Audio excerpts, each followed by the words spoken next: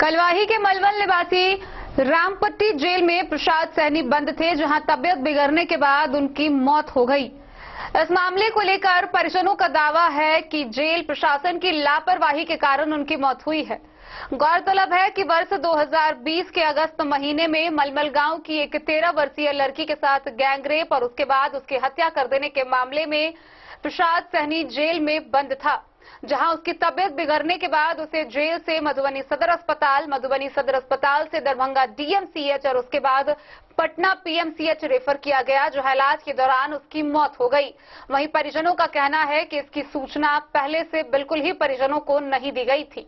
आइए हम आपको विस्तार से दिखाते हैं क्या है ये पूरी वारदात।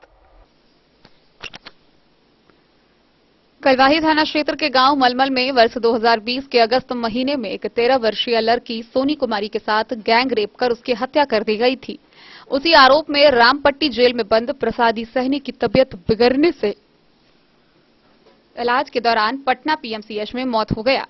मृतक की बहू सुशीला देवी ने बताया कि 19 मई को ऑनलाइन अप्लाई करने के बाद जेल प्रशासन ने उनके ससुर प्रसादी सैनी से मुलाकात करने दी। मुलाकात के दौरान उसने अपनी तबियत ज्यादा खराब होने की बात कही थी। मृतक ने अपने बहू से कहा था कि जेल प्रशासन की ओर से समुचित इलाज की व्यवस्था नहीं की गई थी। मृतक की बहू ने बताया कि 21 मई को ही ससुर की तबियत जब ज्यादा खराब हो गई तो उन्हें रामपट्टी जेल से मधुबनी सदर अस्पताल लाया गया, जिसकी जानकारी उन्हें और परिजन को किसी दूसरे के द्वारा मिला।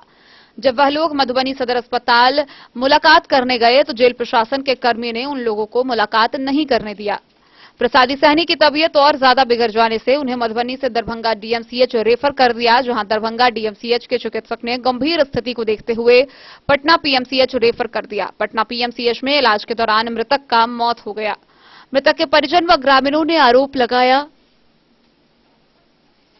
कि जेल प्रशासन की लापरवाही व मनमानी नीति का ही नतीजा है जो जेल में बंद प्रसादी सैनी की पटना पीएमसीएच में निधन हो गया, लेकिन जेल प्रशासन द्वारा परिजनों को किसी तरह की जानकारी नहीं दी गई थी। परिजनों ने बताया कि पीएमसीएच में इलाज के दौरान 27 मई को मौत हुई, लेकिन रामपट्टी जेल प्रशासन के द्वारा परिजनों को कोई सूचना नहीं दी गई। अगर मृतक का इलाज सही ढंग व समुचित व्यवस्था से होता तो वह काल के गाल में नहीं समाता और आज जिंदा होता। 27 मई को जब पटना पीएमसीएच में इलाज के दौरान उसकी मौत हुई तो जेल प्रशासन के कुछ कर्मी व कलवाही थाना प्रशासन के सहयोग से एक कागज लेकर परिजन के पास साइन कराने पहुंचे। उन लोगों ने बताया कि जब 21 मई को ही उसकी स्थिति गंभीर थी तो उससे पहले ही कर्मी या प्रशासन क्यों नहीं पहुंची या जेल प्रशासन के द्वारा खबर क्यों नहीं किया गया।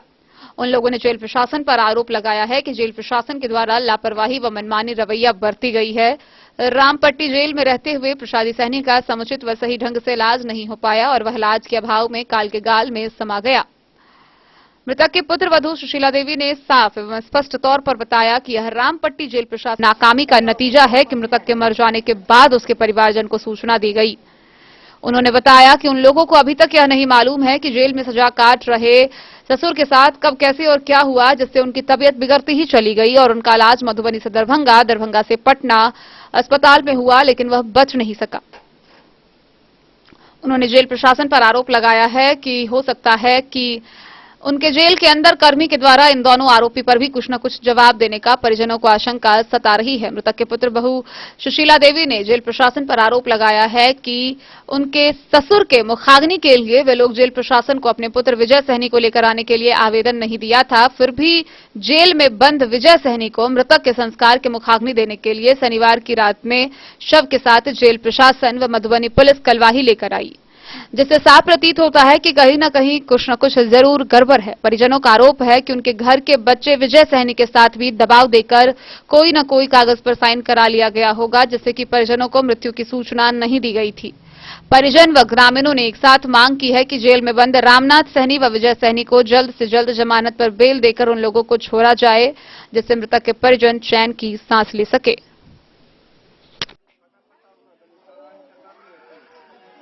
नहीं, वो हम आए थे तो हम नरेश जी ना जिला पार्षद, तो मेरा मोबाइल स्विच ऑफ हो गया था, तो वहीं पर लगा दिए तो उनको खोजने के लिए गया तो बोले कि लेटरिन की तरफ गए हैं।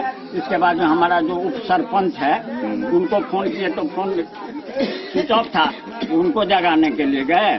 इसके बाद में उसको हम बोल दिए कि भाई चलिए, तब यहाँ पर यही बोला है कि चाय पीजिए। इतनी बड़ी आए थे कल आए थे, तो क्या आपके अलावा मुखिया, समिति, वार्ड मेंबर और भी कोई शख्स था यहाँ पे? नहीं, कोई नहीं था। इतनी बड़ी घटनी पूर्व जिला पार्षद नरेश ठाकुर जी थे हमारे साथ। इतनी बड़ी घटना हो गया, अभी तक कोई भी जनप्रतिनिधि को ये नहीं सुध लेना जो हमारे क्षेत्र के एक आम जन जेल में बंद थे और इलाज के दौरान मौत हो गया, उनको जाके देखे। ने सर, लेकिन हमें खबर मिली तो हम निश्चित रूप से आए।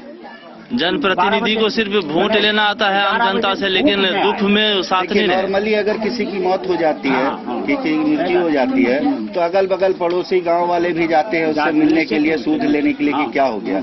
लेकिन जो आदमी वोट लेके जीतता है यहाँ पर और जीतने के बावजूद किसी की मौत हो जाती है, वो आदमी दरवाजे पे नहीं पहुँचता, तो आपको लगता नहीं कि कहीं ना कहीं? आपके कौन थे? बाबा। आपके बाबा थे, उनकी तबीयत खराब हुई थी, आपको मालूम था? नहीं मालूम था, तबीयत खराब नहीं हुआ था। अच्छा, परिजन यानी आपके रिश्तेदारों का आरोप है रेल प्रशासन पे कि आपको मारपीट के साइन करवाया गया। आपने किसी पेपर पे मारपीट कर यानी मार खाने के बाद साइन किया है? हाँ। हाँ? कलवाही से सरमोद लाल दास की रिपोर्ट।